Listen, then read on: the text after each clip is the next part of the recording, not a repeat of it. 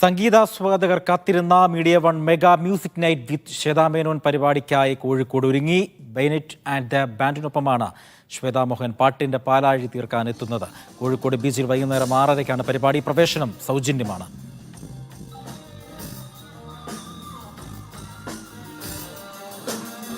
വിവരങ്ങൾ നൽകാൻ ഷംസീറുണ്ട്. ഷംസീർ, ഒരുക്കങ്ങൾ എവിടെ വരെയായി? എപ്പോഴാണ് കൃത്യം 6:30-ക്ക് തന്നെ പരിപാടി ആരംഭിക്കുമ്പോൾ മറ്റു വിശദാംശങ്ങൾ?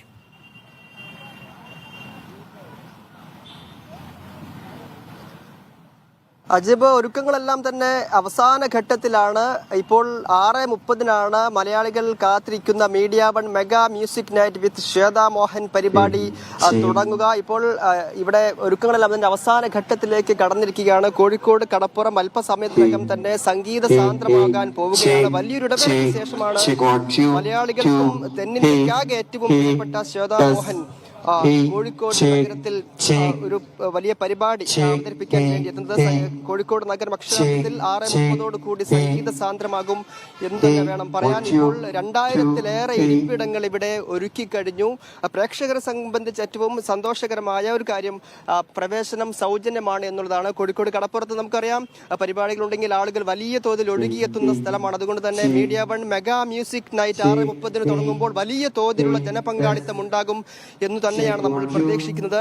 സ്റ്റേജിലും ഒരുക്കങ്ങളെല്ലാം തന്നെ അവസാന ഘട്ടത്തിലാണ്. അല്പസമയം മുമ്പാണ് ശ്വേതാ മോഹൻ ഇവിടെ എത്തി സൗണ്ട് സിസ്റ്റവും മറ്റുമൊക്കെ പരിശോധിക്കുകയും അതിന്റെ സജ്ജീകരണങ്ങളെല്ലാം തന്നെ പൂർണ്ണാർത്ഥത്തിൽ പൂർത്തിയാക്കുകയും ചെയ്തു. അല്പസമയം മുമ്പാണ് ഇവിടെ നിന്ന് മടങ്ങിയത്. 6:30 കൂടി തന്നെ ശ്വേതാ മോഹനൊപ്പം ബെനറ്റ് ആൻഡ് ബാൻഡ് ആണ് ഈ പരിപാടിയിൽ ശ്വേതാ മോഹനോടൊപ്പം ഓർക്കസ്ട്രയും മറ്റുമൊക്കെ അവതരിപ്പിക്കുക. ആ തരത്തിൽ വലിയ സന്നാഹങ്ങളോട് കൂടിയുള്ള പരിപാടിയാണ്. 6:30 തന്നെ പരിപാടി തുടങ്ങും. ഓർക്കസ്ട്രയും ശബ്ദ സംവിധാനവും എല്ലാം തന്നെ പൂർത്തിയായിട്ടുണ്ട്. മീഡിയ വണ്ണിന്റെ വലിയ സംഘം അവസാനഘട്ട ഒരുക്കങ്ങൾക്കായി ഇപ്പോഴും സ്റ്റേജിലും വേദിയിലുമായി നിലയുറപ്പിച്ചിട്ടുമുണ്ട്. ഇപ്പോൾ 6:30 കൂടി തന്നെ കൃത്യം പരിപാടികൾ തുടങ്ങും. ജനപ്രതിനിധികളും മറ്റു അതിഥികളും ഒക്കെ തന്നെ പരിപാടിയുടെ ഭാഗമായി ഇങ്ങോട്ടെത്തും. MK രാഘവൻ MP, മുൻ മന്ത്രി അഹമ്മദ് ദേവർ കോവിൽ ഉൾപ്പെടെയുള്ള അതിഥികൾ കൂടി പരിപാടിക്കുണ്ടാവും. ഏതായാലും ഒരുക്കങ്ങൾ അതിന്റെ അവസാന ഘട്ടത്തിലേക്ക് എത്തുകയാണ്. ബെനറ്റ് ആൻഡ് ദി ബാൻഡ് പ്രതിനിധികളും ഇവിടെ ഉണ്ടായിരുന്നു. അല്പസമയം മുമ്പ് ശ്വേതാ മോഹനൊപ്പം അവരുടെ ഗായകർ കൂടി ഈ പരിപാടിയെ സമ്പന്നമാക്കാൻ വേണ്ടി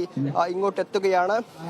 ഏതായാലും ആ തരത്തിൽ വലിയ സംവിധാനത്തോടു കൂടിയുള്ള പരിപാടിയാണ്. പ്രവേശനം സൗജന്യമാണ് എന്നുള്ള കാര്യം പ്രേക്ഷകരെ വീണ്ടും ഓർമ്മിപ്പിക്കുകയാണ്. ഇപ്പോൾ 2000-ലേറെ ഇരിപ്പിടങ്ങൾ ഈ വേദിക്കരികെയായി ഒരുക്കി കഴിഞ്ഞിട്ടുണ്ട്. ഇതിനെ മറികടക്കും വിധം വലിയ തോതിൽ ആളുകൾ ഇങ്ങോട്ട് ഒഴുകിയെത്തും എന്ന് തന്നെ വേണം പറയാൻ. കാരണം നമുക്കറിയാം, ശ്വേതാ മോഹൻ മലയാളത്തിൽ മാത്രമല്ല, മലയാളത്തിലും തമിഴിലും തെലുങ്കിലും ഹിന്ദിയിലും കന്നഡയിലും ഒക്കെ നിരവധി പാട്ടുകൾ പാടി ജനപ്രിയ ഗാനങ്ങൾ പാടിയ ഗായികയാണ്. അതുകൊണ്ട് തന്നെ ദീർഘകാലത്തിന് ശേഷം കോഴിക്കോട്ടേക്ക് ശ്വേതാ മോഹൻ എത്തുമ്പോൾ വലിയ ആരാധക വൃന്ദം തന്നെ ഇങ്ങോട്ട് ഒഴുകിയെത്തുമെന്നതിൽ സംശയമില്ല.